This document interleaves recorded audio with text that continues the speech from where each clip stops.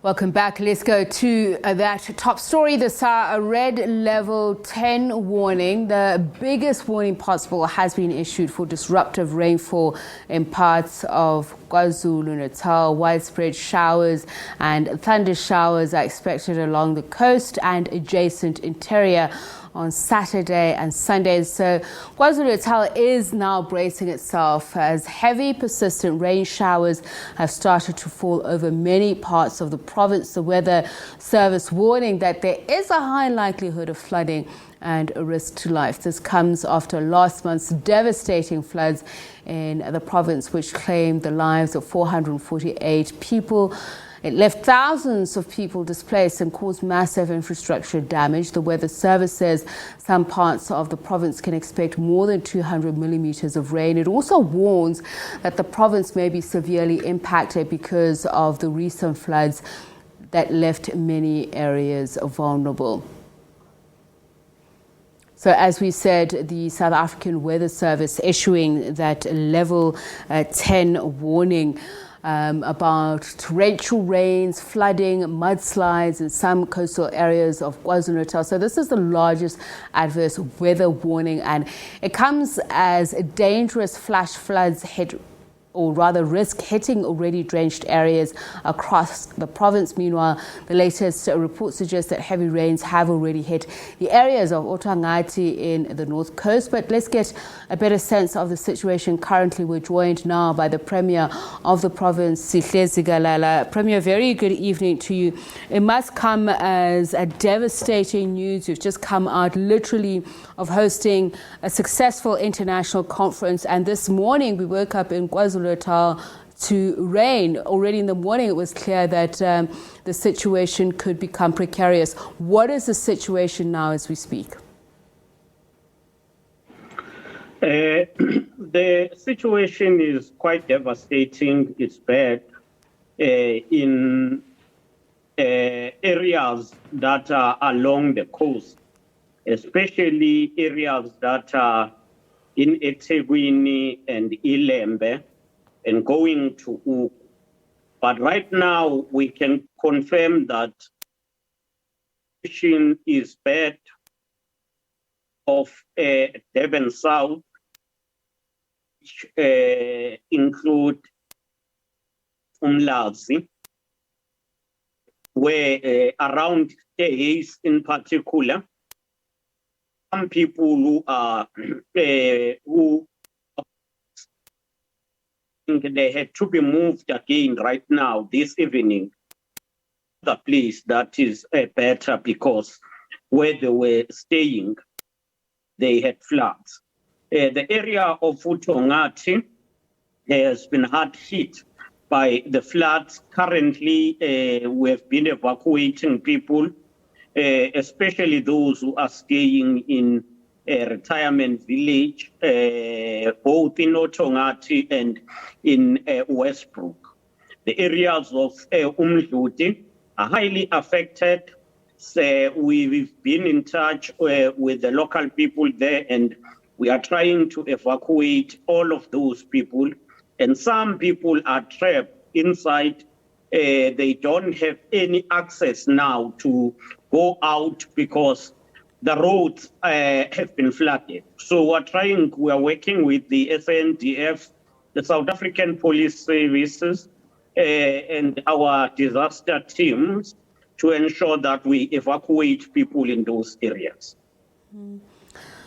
So, Premier, we mentioned earlier on that the Weather Service says this is the highest warning it's issued yet of weather in KwaZulu-Natal.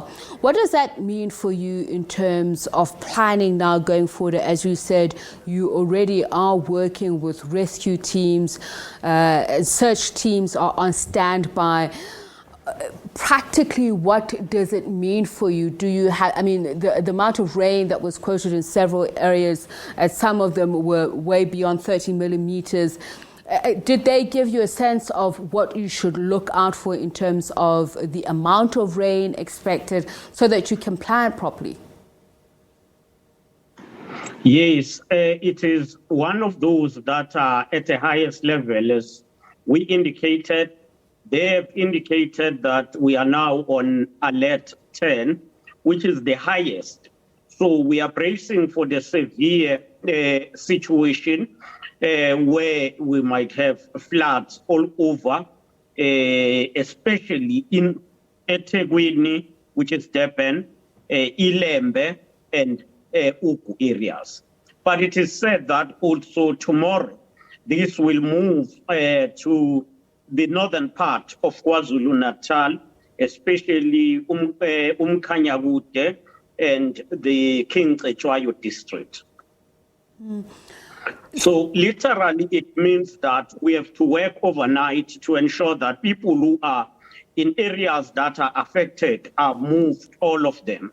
And two, we need to prepare as the situation gets worse, to prepare especially where the rains, there is a potential that the rain will move to those areas. We must now prepare to alert those people and ensure that they cooperate.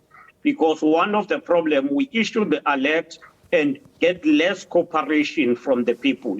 It is important that all members of the society takes these warnings serious, that if you are in the areas that are around the rivers, those areas have a potential of being flooded. When the river is full, the river will go out and people will be affected. But also, if you are in the low-felt area, you need to ensure that you go to upper areas which are not easily affected by floods. And we want to send a strong message to all people of KwaZulu-Natal. This is the very, very serious time. We all need to act responsibly.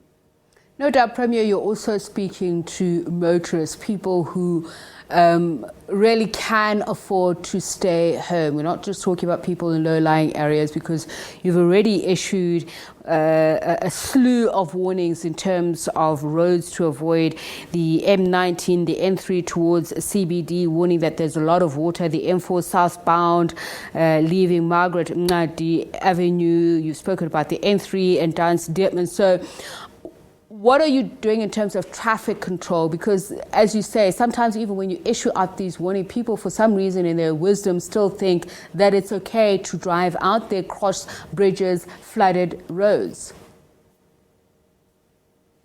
Traffic police are all out, but we want to plead with people that let's not just go out for the sake of going out. Let us go out only if there is a need, because roads have been washed away.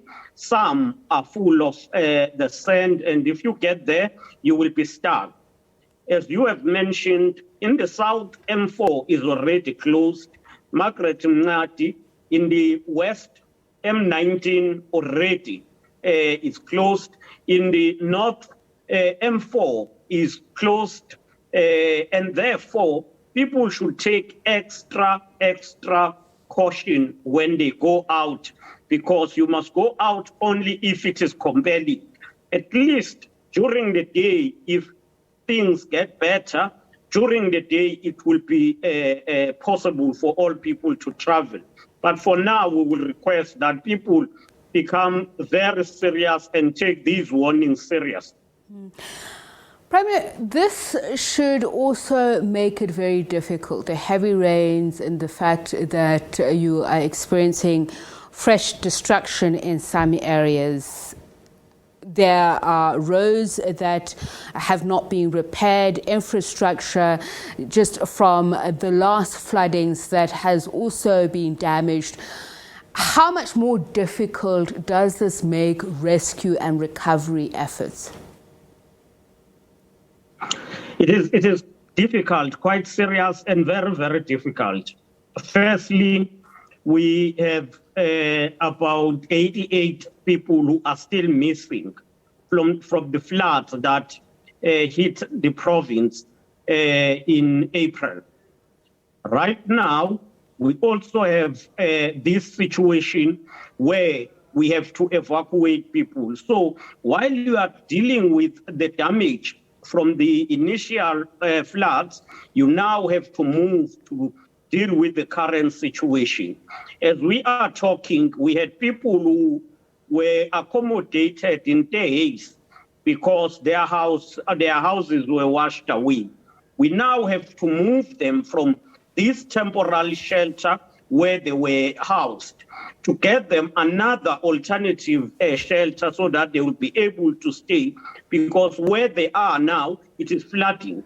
We now are moving them to another part of Umlazi where we believe they will be safe. So as we try to fix what is damaged, we still experience more damage, which make things very difficult. But we are nevertheless hopeful that we will prevail at the end. And I'm just imagining the impact of not just having water and mud to contend with when you are trying to evacuate people. You have, I understand, set up call centers around the area of uThongathi. Are you envisaging doing that for other areas? I know you have read out some of the areas, but quite a lot that you have mentioned beyond eThekwini, I believe Jozini, KwaDukuza, Mandeni, Maphumulo, Mkhabathini, Mthonjaneni, Matuba, etc., etc. So are there sort of hotspot areas, red line areas that you are going to set up operational centers first so that people can either go there seeking shelter, or at least that they can communicate with rescue teams in order to point them in the right direction? Yes, in all districts we have the district disaster management centers, which we built as the province some years ago. We are using those centers as the information center or the call centers where people can report or can go for assistance. We want to be proactive. We will set up intervention centers wherever we see that there is a need. For instance, in uThongathi, we do have a call center and a dedicated facility that assists the people around uThongathi. But we also have one in KwaDukuza, in Stenga, which is assisting people around Stenga areas. So we will be intervening depending on the magnitude of the storms in those particular areas. Premier, in terms of spatial planning, are there areas that are more vulnerable than others that you are very nervous as a province that if the heavy rains continue, the death toll from the 400 or so people who died from the last floodings could rise exponentially? Yes, the areas that are normally affected will be areas of eThekwini, will then be areas like Ladysmith, areas that are low like Umsinga. Those are areas that normally affect us when there are floods. And we would want to request for maximum cooperation from all of the people who are residing in those areas to interact with local leaders, and where there is a need of evacuation, evacuate to higher places so that they will be safe. We must also indicate that all councillors have been informed. We are communicating with also leaders of the community to ensure that they also have information so that they will be able to assist and channel people who need assistance. Just a final question, Premier. At this time, you would need all the help that you can get. What resources do you need, and how can not only communities around help assist those that may be in danger, but I know we've been speaking about integrated governance from national to provincial. What kind of help are you anticipating from other provinces that you hope that you can count on? Well, we have received assistance from various provinces. We want to thank the Free State province, the Northwest, the Limpopo, Mpumalanga, as well as Western Cape. They have supported us with teams of the search and rescue teams. That was great, and we are grateful for that work. They have supported us on humanitarian support so that people will get food, get clothes, so that they will be able to live at least comfortable while we are working toward getting or building a temporary residential unit. We are going to need a lot of support when it comes to infrastructure, because as we are speaking, roads are damaged. There were roads that were already damaged and closed, but the damage is continuing as the rains are continuing, as we saw today, and it is still continuing. Electricity is out in almost all areas. Water system is destroyed, but also the sewerage system has been destroyed in a number of areas around eThekwini.